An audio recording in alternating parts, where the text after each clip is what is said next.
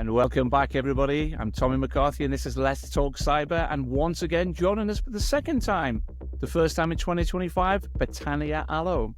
She is a cybersecurity tech lawyer and a cybersecurity policy expert, a speaker. Oh, my Lord, the list is endless. A moderator. I've seen Betania over a number of events in the Middle East last year, and she made her way all over to Scotland to join us at the International Cyber Risk Symposium. Betania, welcome back to Let's Talk Cyber. Thank you so much, Tommy. It's my pleasure. Wonderful, Betania. Listen, I reached out to you as a subject matter expert. We've got a great review we're going to be publishing next week with a multitude of international experts, including yourself, just to give us your own feelings about how the cyber industry was impacted last year. What were the notable issues that were relevant in the cybersecurity sector in 2024? Do you want to share some insights as to the things that kind of got your attention last year? Yes, absolutely.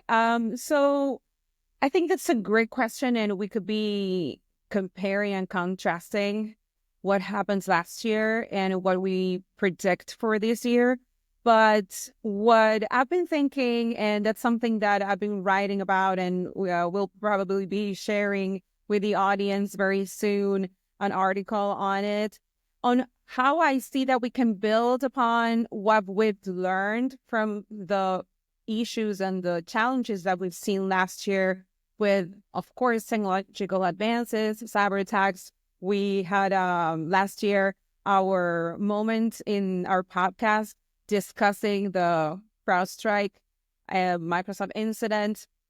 So I think that despite clear trends pointing towards the necessity of robust cyber defenses, many organizations, I think, still fail to prioritize cybersecurity in their agenda, whether we're talking about businesses or governments.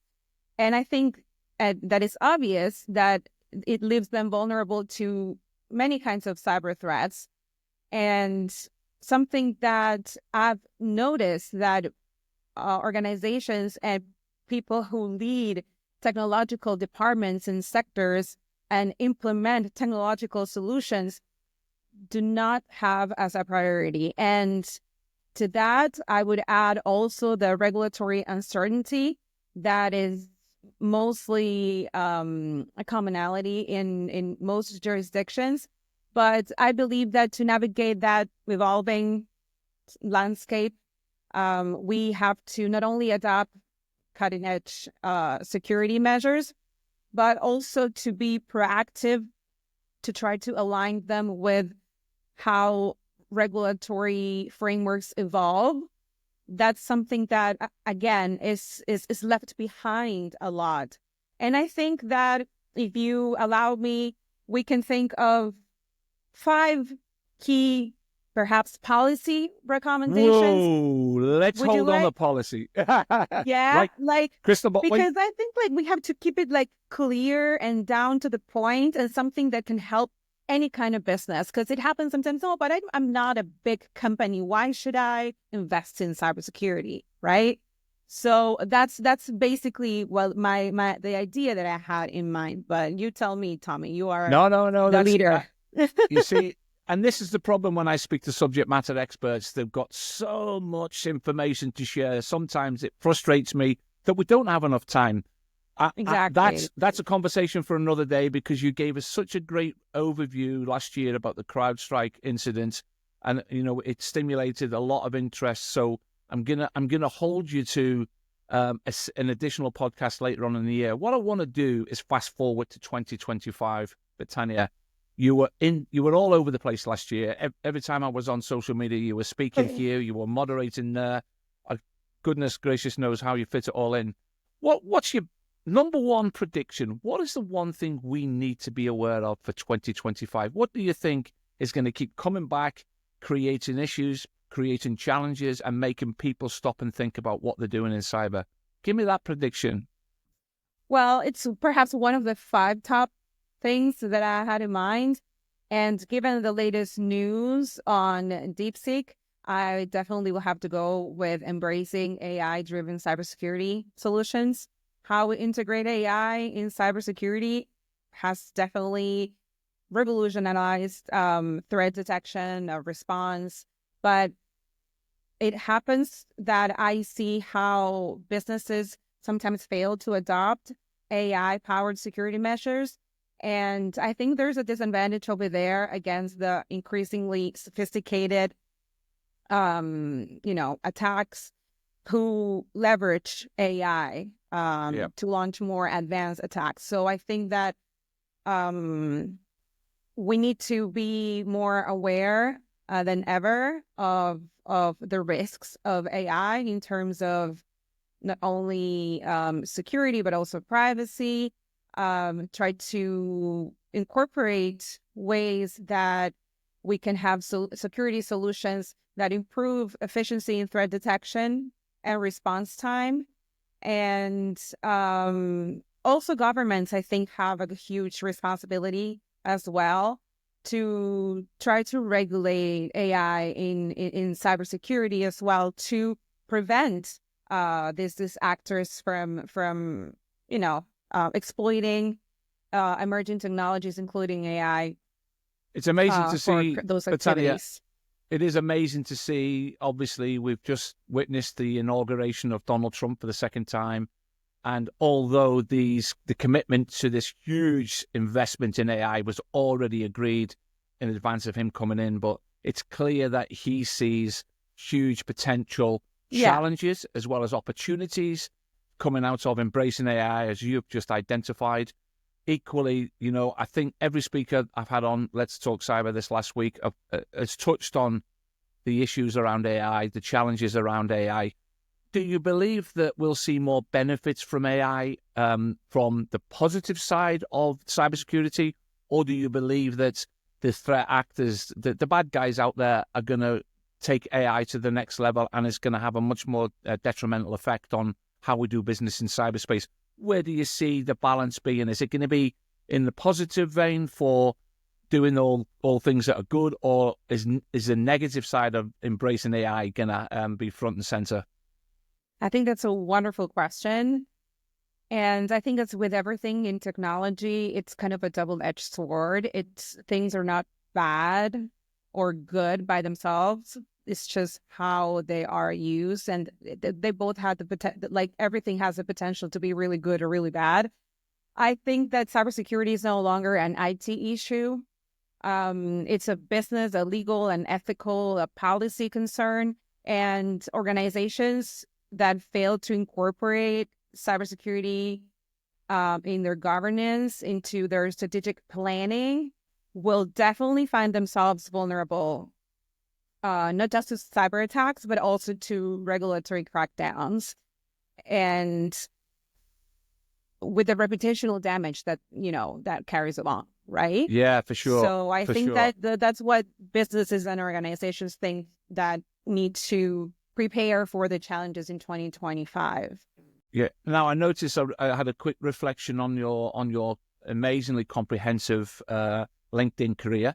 I noticed that you've spent a long time in the Middle East, and I identify a number of times throughout the year where I believe there's an opportunity to meet like-minded people, and we're heavily committed to this year's JISEC because of the collaboration that takes place. I know that you've attended before. Give me a little bit of an insight on your own opinion as to where are the values from JISEC for you as a professional policy leader, as looking at the industry on a grand global scale. Where do you see JISEC fitting into that must attend, or is it one of those events that's up there on your radar? Absolutely. Well, do we have time? Because Yeah, I no, can be speaking about this. I feel very passionate about certain events. It's something really weird that happens to me, and GISEC is one of those. It's one of those events that the year that I miss it. Like, for example, I think last year or the year before, I missed it, and I was like, no way. Like, I feel like major FOMO, because it is one of the few massive events in which it not only has the reputation and the prestige of tech events, But it brings together the best of the best in terms of government officials, industry leaders, cybersecurity experts, of course, startups. You get to see all the innovations that are going on, and not only in the region, right? Like coming from all over the world to showcase their innovations. There's so many positive things that I can say to strongly encourage everyone to attend and to really take the time to go to the sessions, to make a tailored agenda on the app, to go and learn, to network. It is a great opportunity to meet high-level government and industry leaders. To the event itself has huge government support, and it's also sponsored by major global and regional firms and companies. So it really allows a huge potential for partnerships, for collaboration, for employment, for business growth.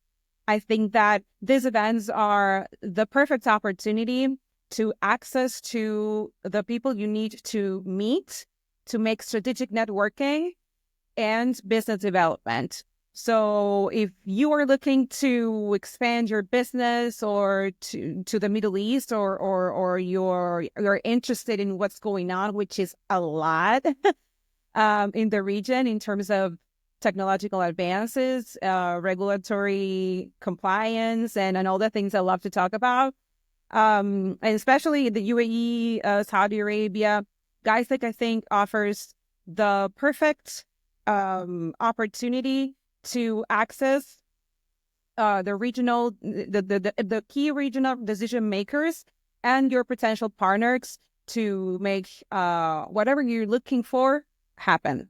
So I'm yeah. sitting here smiling because people will be listening to this and assuming that we've paid you to say all that. Well, actually, yes, that's what I was thinking. But honestly, it's one of the events that I really, because I've had so much fun, and it happened to me to go when I was living perhaps in Saudi Arabia, to go to Dubai specifically for that event. And there's so many side events as well going on. Yeah. And if you manage to really dedicate to network, it's not a kind of event to just like check the box, get the badge, No, the badge, and yeah. say I went. Well, It's an event to really absorb everything that it has to give. Well, Betania, I must cut this one short, and I do apologise. It's been a pleasure as ever having you on Let's Talk Cyber. And my goodness gracious, if we don't see you at GISEC this year, something's clearly wrong. Because what an Inshallah. ambassador! What an ambassador, Betania. All it leaves for me to say is thank you so much for joining me today on Let's Talk Cyber. I love joining you, and I hope we get to chat a little bit longer next time. It's sure. always a pleasure. Thank you so much for inviting me. I feel so comfortable talking to you, and you are so generous, Tommy. I am always extremely grateful. And I hope See to you see you soon. soon.